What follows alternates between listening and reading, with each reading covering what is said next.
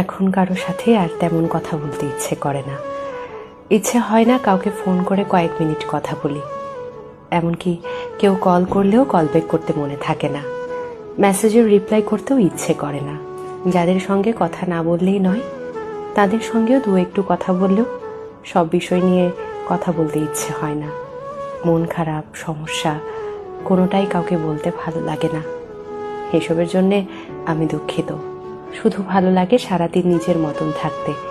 ব্যস্ত থাকি বা না থাকি, তবু নিজের সঙ্গটাই মাত্রাতিরিক্ত প্রিয় হয়ে উঠেছে।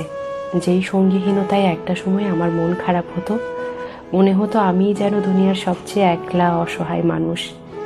সেই খারাপ লাগা, সে একাকিত্ব আজ যেন সব থেকে বেশি প্রিয় হয়ে উঠেছে। এখন অমুক বন্ধু খোঁজ না নিলেও আর খারাপ লাগে না। কেউ ভুল বুঝলেও নিজেকে আর প্রমাণ করতে ভালো লাগে না। যারা আমার উপর অভিমান রাখেন কিংবা ভুল বোঝেন, আমি দুঃখিত।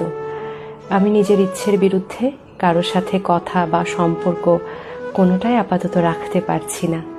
আর যারা উইথ আর উইথাউট কনভারসেশন আমাকে বোঝেন, আমাকে চেনেন, আমার মানসিক অবস্থা দু একটু কথা শুনে বুঝে ফেলেন, নিজেদের বাউন্ডারি এবং প্রাইভেসি দুটোই বোঝেন, আপনাদের প্রতি আমার কৃতজ্ঞতা।